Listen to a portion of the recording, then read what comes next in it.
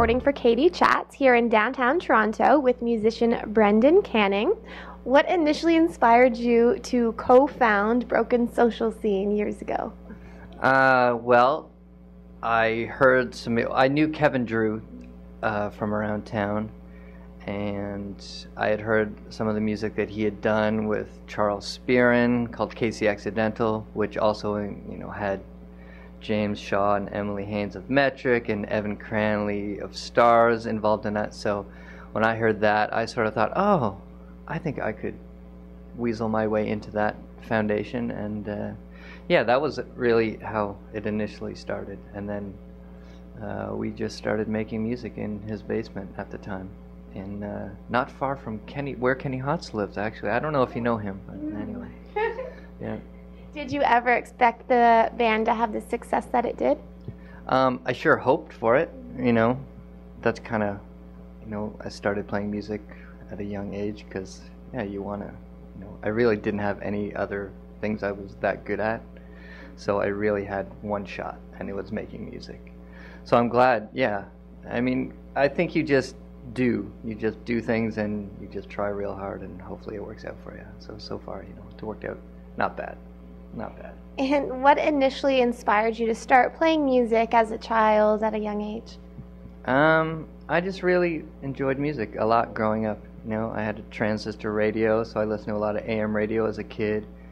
And then there was a lot of disco music. It was sort of late 70s, so it was a combination of, like listening to Heart and Fleetwood Mac and Steve Miller Band and Stevie Wonder, like on the AM radio, and then some disco, like, I don't know, like the Car Wash by Rose Royce, or, How Do You Like It, How Do You Like It, More, More, More, which was actually sampled in a Len song that I am featured on. But yeah, I guess those I just was really drawn to music at a young age, and, a lot of air guitaring on the tennis racket, and dressing up as Kiss for Halloween, that kind of thing. And my mom was a high school teacher, so she had a lot of her stoner students around the house, and then they'd come to live with us too. We always had a lot of people living with us over the years, so yeah, I think maybe that rubbed off on me. A lot of the leather jacket with the lumber jacket underneath and the jean jacket vest over top. I thought that was a cool look. So, yeah. And you also scored The Canyons, which is the Lindsay Lohan film that's coming out soon. How did you get involved in that project?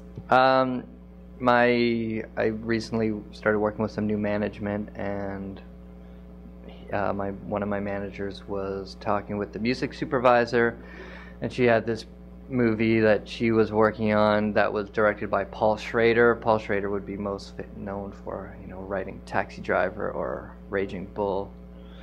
And directing, maybe he's not as well known of a director, but anyway, he directed this film, and it was written by Bret Easton Ellis, who wrote American Psycho and Less Than Zero. But yeah, they just pitched me on the, as a potential composer, and I met the producer, and I met this woman, the music supervisor, and I got the script, gave them my pitch. They told me what they wanted. I told them they were totally wrong, and yeah. It kind of worked out. It's still ongoing. We're going to release a soundtrack album. Whether that's useful or not, I don't know. I mean, I like the music that we made for it, so that's going to come out in tandem with the film in August. I think August 9th. And tell me a little bit about your process in terms of coming up with a pitch. Once you get the script, how do you go through it and decide what kind of style of music would work? Well, that was kind of unusual, because normally it's like you watch the movie. I haven't really got too many opportunities over the years where you get the script first, but that was sort of, they wanted me to see the script. So I don't know, just reading it and sort of like the dark tone of it, I sort of just pitched them on it's like, oh, I kind of hear like a kind of cowboy western Depeche Mode sort of thing. And that's, it's kind of the direction that it went in on some tunes. But otherwise, you just sort of watch a movie, and then, whoever I'm working with, whether it's with Broken Social Scene crew or on my own or with someone else, you just start kind of making music, and then kind of like inspired by the film, and then you don't even think too much about it, you just write, and then maybe you're watching the film, it's like, oh, let's try putting that piece over this scene. It's like, oh yeah, that kind of works good, or well, why don't we try that piece on that part? So yeah, you know, it's kind of that deal. Yeah. And you write as well. You have tons of various articles out there and stuff. I don't know if tons. I would say there's 3 or 4 maybe. Really? Yeah, I can tell. I wrote for Canadian Time magazine. Huffington Post, right? No, never Huffington Post. Really? Yeah, Canadian Geographic. What did I see? I don't know. And I recently interviewed this guy named Shuggie Otis for the National Post. Oh, okay.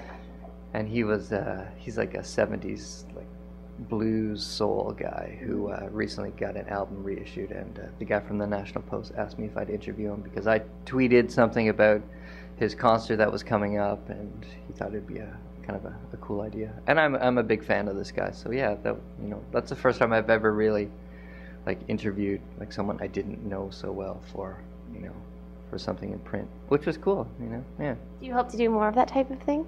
Yeah, I like you know, I like picking people's brains. You know, I like seeing what makes people tick a lot, you know. Be like, so Katie, what you know, how did you get into the interview game? I mean, what, you know, what brought you to this gorgeous basement studio? Hey, we all got to start in the basement. I don't know. We don't have. I won't interview you today, but I would, you know, and I would love to have you on my show when I get a show. I think calling it Brendy Chats. I think it's a great name. Yeah, anyway. And where's the best place to find out more information on you and all the work that you do online? Well, I'm a kind of a Facebook guy, and I'm also a Twitter guy. I'm at CanningB. Yeah, that's basically it. And then, yeah, you know, otherwise you can call me at home. Thank you so much. Congratulations on all of your success, and best of luck with your upcoming projects. Thank you very much. I'm Katie Uhlmann reporting for Katie Chats here in downtown Toronto.